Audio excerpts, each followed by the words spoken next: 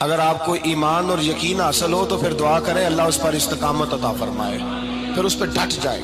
نبی پاک صلی اللہ علیہ وسلم نے فرمایا میں اس بات کا خوف نہیں کرتا کہ میری امت کمزور ہو جائے گی، اس بات کا ڈر نہیں کہ پیسے ختم ہو جائیں، نہ یہ خوف ہے کہ بھوکی مرے گی۔ حضور کس بات کا خوف ہے؟ تو نبی پاک نے فرمایا خوف یہ ہے کہ ان کا یقین کمزور ہو جائے گا۔ یاد رکھیں اگر اعتبار نہ ہو تو گھر نہیں چلتا، تو اگر اللہ رسول پر یقین کامل نہ ہو تو پھر بندہ مسجد نہیں آ سکتا، پھر اس کا دین نہیں چلتا، پھر اس کے لیے مشکل ہے نماز، پھر اس کے لیے مشکل ہے راہ خدا میں خرچ کرنا۔ میرے نبی پاک نے فرمایا یوں نہ کہا کر کہ یا اللہ چاہے تو دے چاہے تو نہ دے، جب مالک سے مانگ تو کہا کر یا اللہ تجھی سے مانگنا ہے، میں لے کے اٹھوں گا، تو مجھے دے گا۔ فرمایا جتنا تیرا یقین کامل ہوگا اتنا ہی اللہ تجھے جھولی بھر کے عطا فرمائے گا۔ کمزور سا مسلمان، لڑکھڑاتا سا مسلمان دیکھتا ہوں کرتا ہوں، اور یہ بھی نہ دیکھا کریں بھائی ایمان یقین کو استقامت کے درجے پہ لیں، یہ نہ دیکھا کریں کہ وہ کیسے دے گا، وہ کسی وسیلے کا محتاج نہیں ہے، وسیلے کو پسند کرتا ہے، پر وسیلے کا محتاج وہ بغیر وسیلے کے بھی دے دیتا ہے۔ ہر آدمی ماں باپ کے ذریعے پیدا ہوتا ہے، اگر پیدا کرنا چاہے تو جناب عیسیٰ کو بغیر باپ کے پیدا کر دیتا ہے، اگر پیدا کرنا چاہے تو حضرت آدم کو بغیر ماں اور باپ کے پیدا کر دیتا ہے۔ جب یقین رکھیں، یقین قرآن مجید پڑھیے، حضرت موسیٰ علیہ السلام فرعون کے دربار میں کھڑے ہیں، چاروں جانب دشمن ہی دشمن ہے، جادوگر آ گئے، انہوں نے سانپ چھوڑے، حضرت موسیٰ کے ہاتھ میں ڈنڈا تھا۔ حضرت موسیٰ کہتے ہیں یا اللہ کیا کروں؟ تو اللہ تعالیٰ نے فرمایا اپنا عصا پھینک دو۔ کہنا چاہیے تھا نا کہ یا اللہ ایک ہی تو شے، اتنے سانپ ہے، بچانے کے لیے ڈنڈا ہے وہ پھینک دوں۔ ڈنڈا پھینکا جاتا ہے، سانپ کو دیکھ کر کے قابو کیا جاتا ہے۔ یہ میرا اور آپ کا ذوق ہے نا، لیکن انبیاء کرام کا انداز ملاحظہ کیجئے میرے عزیزو۔ اللہ فرماتے ہیں ڈنڈا، اے موسیٰ ڈال دے اپنا عصا۔ پہلے نہیں فرمایا کہ سانپ بن جائے گا، فرمایا بس تو ڈال دے۔ میں اور آپ ہوتے ہیں تو سام سامنے ہے، ڈنڈا ہاتھ میں ہے، ہم کہیں گے عجیب بات ہے، یہی تو دفاع کی چیز ہے، اسی کو ڈال دوں تو بچوں گا کیسے؟ کہا ڈال دو، تو حضرت موسیٰ نے ڈال دیا، کہا میرے رب کا حکم ہے تو میرے لیے بہتر ہی ہوگا۔ اللہ فرماتے ہیں جب موسیٰ نے ڈالا تو میں نے اس ڈنڈے کو، اس عصا کو اژدہا بنا دیا۔ اب کبھی عصا بھی اژدہا بنے، کبھی چھڑی بھی بہت بڑا اژدہا بنی ہے، لیکن قرآن کہتا ہے جناب موسیٰ نے ڈالا تو اللہ نے اژدہا، بلکہ اس سے پیچھے چلیے، عورتیں کمزور یقین کی ہوتی ہے نا۔ جناب موسیٰ پیدا ہوئے تو اللہ فرماتے ہیں میں نے موسیٰ کی ماں کے دل میں بات ڈالی، ماں کے دل میں صندوق میں ڈال کے تو اس کو دریا میں بہا دے۔ اور بھائی صندوق میں کہہ سکتے ہیں نا آکسیجن کیسے جائے گی، اور دریا میں بچے بچنے کے لیے ڈالے جاتے ہیں کہ ڈوبنے کے لیے ڈالے جاتے ہیں۔ ماں کے دل میں یقین کمزور نہیں تھا ماں کا۔ انبیاء کے ماں باپ موحد ہوتے ہیں، دین کو ماننے والے، ماں کے دل میں اللہ نے باپ، اللہ قرآن میں کہتے میں نے وحی کی، میں نے القاء کیا، میں نے بات ڈالی۔ حضرت موسیٰ کی ماں کہتی ہے میں نے ڈال کے نا سمندر میں بیٹا، میں نے سمندر میں بیٹا ڈال کے صندوق میں بند کر کے رب کے حوالے کیا۔ آپ فرماتے ہیں میرے مالک کا بھروسہ کیا تو پھر میرے مالک کا کام دیکھو، کمال دیکھو، میں نے دریا میں ڈالا، اللہ نے فرعون کے گھر میں میرے بیٹے کی پرورش کرا دی۔ یہ یقین کہ حضرت موسیٰ کے پاس قوم آئی، قرآن پڑھیے، کہ جناب پانی چاہیے، وَإِذِ اسْتَسْقَىٰ مُوسَىٰ لِقَوْمِهِ، موسیٰ نے اپنی قوم کے لیے پانی مانگا، ہم نے کہا فَانْفَجَرَتْ مِنْهُ اثْنَتَا عَشَرَةَ عَيْنًا، اپنا ڈنڈا پتھر پہ مارو۔ عقل والا آدمی ہوتا تو اڑ جاتا، کہتا یا اللہ پتھروں سے بھی کبھی پانی نکلا ہے؟ اضرب بعصاک الحجر، مارو پتھر پہ ڈنڈا۔ اللہ کے نبی نے منٹ نہیں لگایا، ٹھا کر کے ڈنڈا لگایا، فانفجرت منہ اثنتا عشرۃ عینا۔ اللہ فرماتے ہیں جناب موسیٰ نے ایک عصا مارا، میں نے 12 چشمے جاری کر دیے۔ تو لے تو اللہ کرتا ہے، اللہ کہتا ہے پڑھ نماز روزی دوں گا، کہتا ہے سوچتا ہوں۔ اللہ فرماتا ہے آجا مسجد میں تیرا ہو جاؤں گا، کہتا ہے دیکھتا ہوں۔ رب فرماتا ہے تو میرے محبوب کی غلامی کر، میں تجھے محبوب بنا لوں گا۔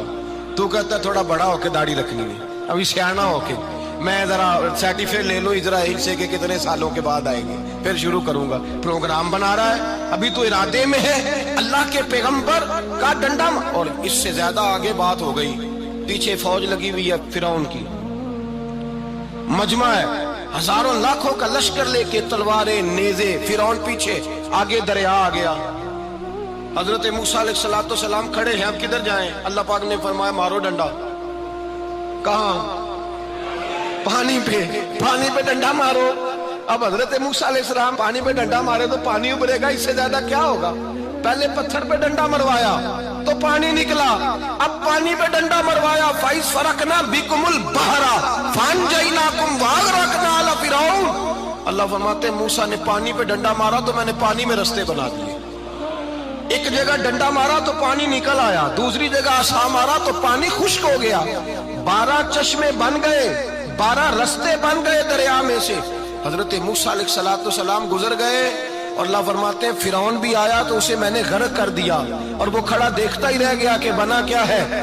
جب یقین کامل نصیب ہوتا ہے، اعتماد کی دولت اللہ دیتا ہے، جب انسان کو یہ انشراح صدر ہو جاتا ہے کہ میری نجات خدا کے حکم میں ہے اور رسول اللہ کے قدموں میں ہے، جب اسے یہ انشراح حاصل ہوتا ہے تو پھر نماز کا لطف آتا ہے۔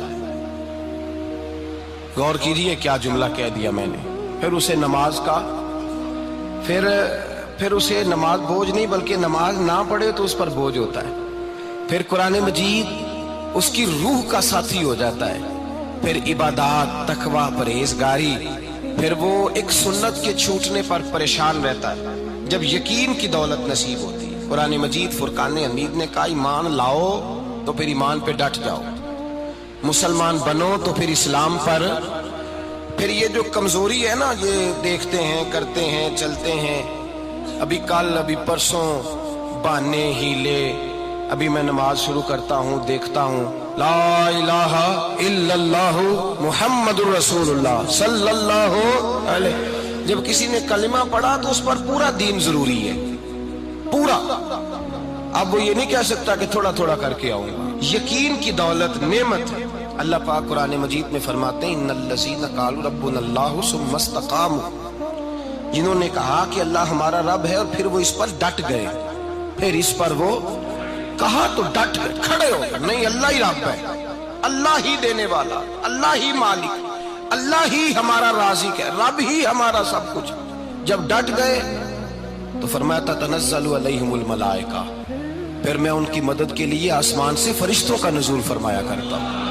فرشتے کیا کہتے ہیں؟ اللہ تخافوا ولا تحزنوا، غم نہ کرنا، خوف نہ کھانا، وابشروا بالجنۃ التی کنتم توعدون، ہم تو تمہیں اللہ تبارک و تعالیٰ کی اس جنت کی خوشخبری دینے آئے ہیں جس کا رب نے تمہارے ساتھ وعدہ کیا ہوا ہے۔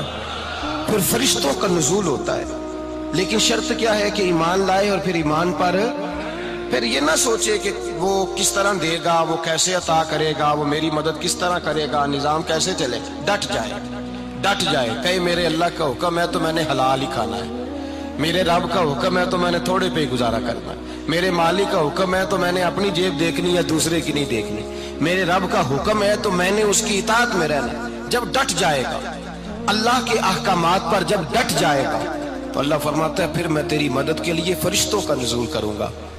نبی پاک صلی اللہ علیہ وسلم نے فرمایا 2 دولتیں اگر کسی کو اللہ دے دے تو سمجھے اللہ نے اسے دنیا کی سب سے زیادہ دولت عطا فرما دی۔ یا رسول اللہ وہ کون کون سی چیزیں ہیں؟ فرمایا ایک جس شخص کو اللہ نے معاف کرنے کی دولت عطا کر دی، جو معاف کرنے لگ گیا، جس کی طبیعت میں درگزر آ گیا، جو معاف کرنے لگا، غلطیاں معاف کرنے لگا، جس کو ایک دولت یہ مل گئی۔ اور دوسرا میرے مصطفیٰ نے فرمایا جسے اللہ نے یقین کی دولت عطا فرما دی، جس کو یہ 2 دولتیں مل جائیں، ایک درگزر کرنا، دوسرا رب رسول پہ یقین کامل رکھنا، اسے کائنات کی ہر شے مل گئی۔ میرے نبی پاک نے فرمایا جب بھی دعا مانگو خدا سے یہ 2 نعمتیں مانگا کرو، عرض کیا کرو اے اللہ درگزر کی دولت عطا فرما، اے اللہ تو ہمیں یقین کی دولت عطا فرما، ایمان کی قوت اور پختگی نصیب فرما۔ میرے بھائی حضور نے فرمایا مانگ کے لو۔ کمزور ایمان والا شخص کسی کام کا نہیں ہوتا۔ جس آدمی کے ذہن میں شک کا بیج ایک دفعہ جنم لیتا ہے وہ آدمی تو غلام سے بدتر ہے، بے کیف سجدہ، روٹھی روٹھی سی عبادت، اس کی زندگی کیفیات سے خالی ہے۔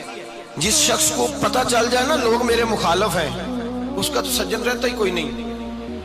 اصل بات یہ ہوتی ہے کہ یہاں سوچ بیٹھا ہے کہ دنیا میرے خلاف ہے، یہاں مخالفت یہاں بیٹھ گئی ہے، دو بندے باتیں کر رہے ہیں تو پریشان ہے، میرے خلاف ہی لگے ہوئے ہیں، میری ہی بات ہو رہی ہے، کیونکہ اصل تکلیف کہاں ہے؟ اور اگر یہاں یقین کامل ہو گیا نا کہ سارے مجھ سے پیار ہی کرتے ہیں، تو پھر دو بندوں کو بات کرتا دیکھیں گے تو یہی سوچے گا میری تعریفیں کر رہے ہیں۔